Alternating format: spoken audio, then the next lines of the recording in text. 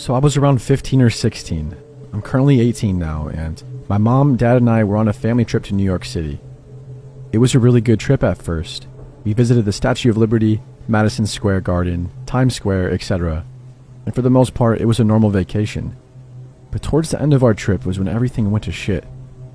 It was our last day there, and we were trying to get back to the airport, so we decided to take an Uber.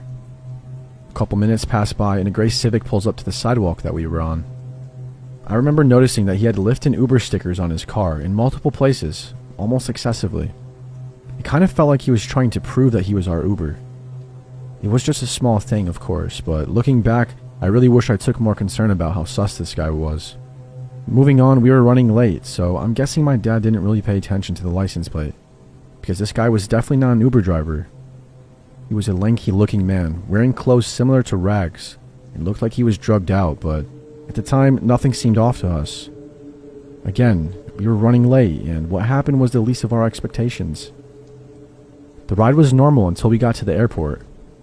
We all expected him to get off the highway and let us off, but he didn't. Instead, he casually continued down the highway past where he wanted to be dropped off.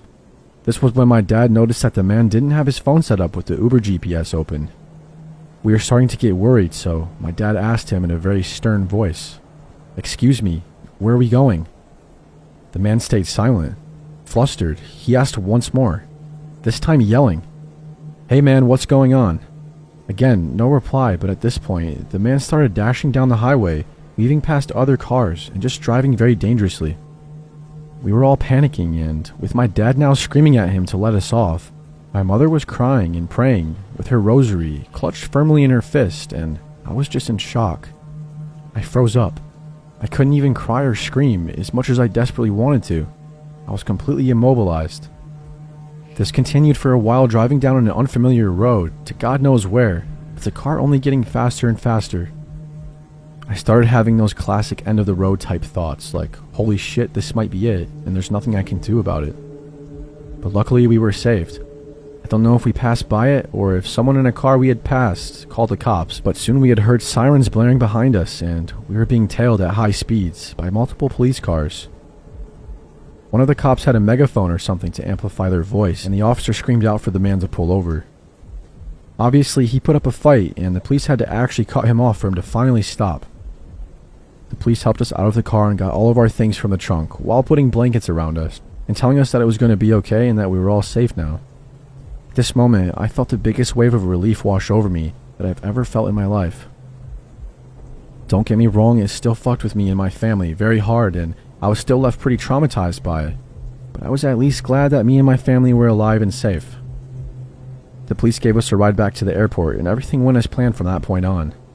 But holy shit, I'm just glad that I never had to find out what this guy was doing or where he was taking us, and what he was planning on doing with us. Just thinking about it gives me goosebumps. I guess the moral of the story for me is to always check the license plate before going into an Uber or a Lyft. That feature on the app that tells you what it is exists for good reason.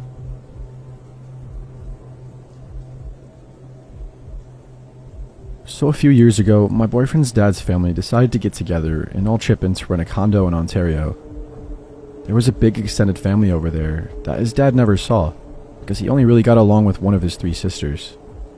My boyfriend's mom had talked him into going though, and they let me tag along because I'd been around long enough that they liked me and even trusted me. I can't remember where everyone else had gone. I think it was to the beach for what was probably like the 3rd time that day. It was just me and my boyfriend at the condo, because we were kind of sick of the beach and we just wanted to do nothing for a little while. We were sitting outside, looking over the water, and just kind of talking about life. I had just finished reading the Harry Potter series, so I think we were just talking about that for a while. And this woman comes out of the brush besides the condo.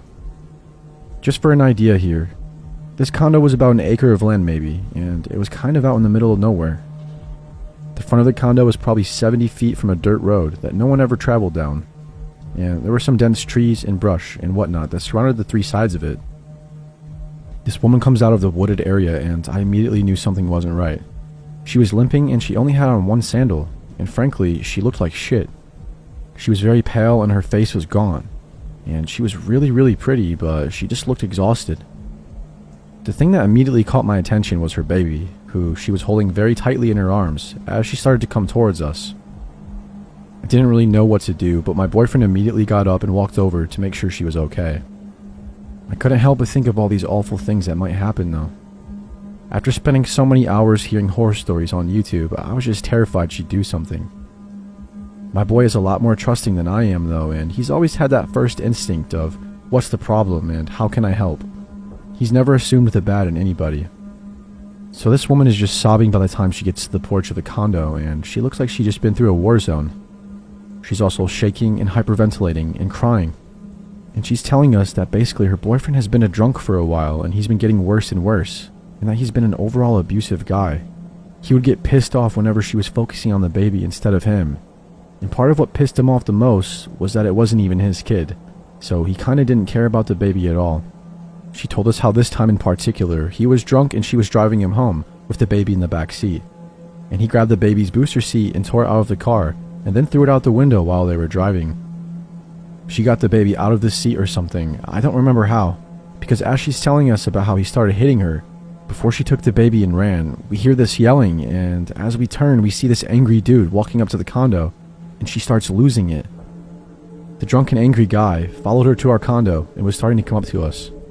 He was trying to act like he wasn't pissed off at first. He was doing that, "Oh, you guys found her, thank you so much" type thing. "Baby, let's go home." But he was slurring his speech and not doing a good job of hiding just how pissed off he was. My boy has always been a pacifist. Honestly, he's even kind of a pushover. He's really non-confrontational and tries to find a way to talk about stuff and just come to an agreement before doing anything. But before I could even say anything, he's across the yard and approaching this guy. As much of a pacifist he really is, he's also huge and he's built like a football player. Around 6'3", and at the time he was about 230 pounds. I've known my boy since we were 10. At the time we were 20 and we'd been dating for just over a year. I knew him better than anyone. He's never done anything like this before, but he goes up to this guy and goes, "Not another step, dude." And he's shaking as he says it. The guy tries to walk around my boy and goes, "Oh no, it's okay, I'm just gonna take her home." And my boy steps in front of him and shakes his head. "You're drunk," he said. "So I'm gonna pretend like maybe you didn't get what I just said. Don't come any closer." It's at this point that the guy stops trying to pretend and he says something like, "You don't know what's going on. That's my girlfriend, I'm gonna take her home." And he tries rounding my boyfriend again, and one more time my boyfriend blocks him and goes, "Stop." I've never heard this tone in his voice before or since. It was kinda scary. It wasn't him.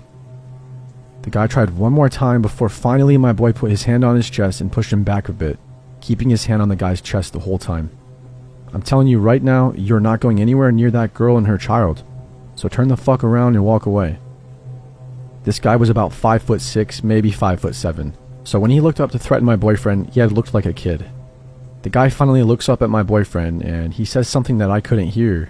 And my boyfriend said something back. And then the guy stared at him for a moment, almost like he was deciding whether or not to do anything. My boyfriend finally pushed him away and the guy stumbled back, and then started pointing at me and the girl as he was saying something, and then he started to walk away. I didn't learn till the next day, but the guy had told my boy that he had a gun and that he was coming back, and that he'd kill him and I if we stopped him again. My boyfriend's response to this changes depending on who he's telling the story to. Originally, he told me that he told the guy that he'd feed him his own teeth, which kind of made me laugh because he's such a dork and he definitely got that from a movie. And ever since then, the line he tells everyone else is, "I'll be waiting."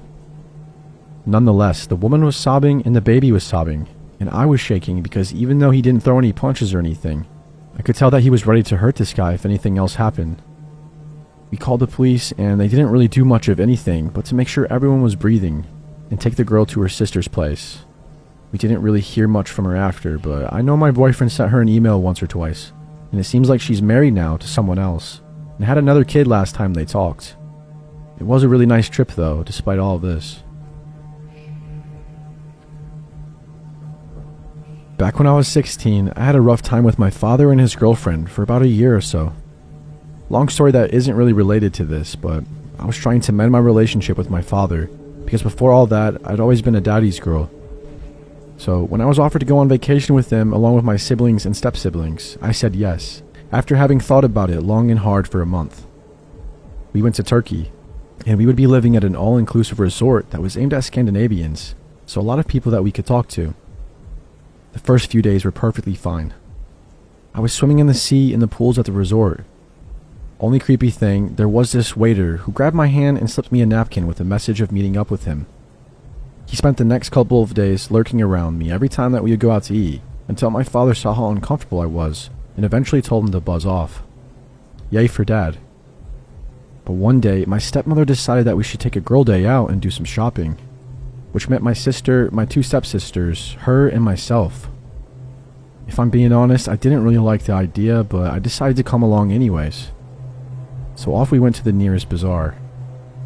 We spent about an hour there until we got to a small place that looked kind of sketchy, but they seemed to have some clothes that my stepsisters wanted to look at, so we went inside.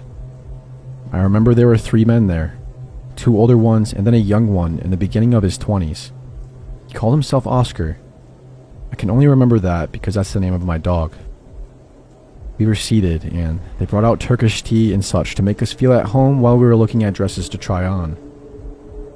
In the end, I was pressured into trying one on, and I went to the dressing room. While I was there, Oscar came and asked if all was well. Thinking it was just good customer service, I answered that it was fine. He might have misunderstood something, because he then slipped into the dressing room, and before I could do anything, he had me cornered with his hands on my cheeks, and leaned in to kiss me. My body froze despite my brain telling me to scream and to punch him. It took me half a minute before I managed to pull back and tell him to stop. I pushed him out and I changed faster than I ever have. Luckily, I was wearing a dress as well, so it was easy enough. Once I got out, I asked my sister if we could leave, whispering what had just happened. She nodded and then had to force my stepmother to get her arse in gear. She was enjoying all the compliments, it seemed. Once out of there, my stepmother was scolding me for making a scene. She grabbed my arm hard and said, "Do not tell your father," before she let go and marched out of there. I didn't feel like leaving the room the rest of the vacation, and as stupid as I was, I didn't want to piss my father off, so I didn't tell him. To this day, he doesn't even know what happened. And to this day also, my stepmother is still pissed at me for ruining that vacation.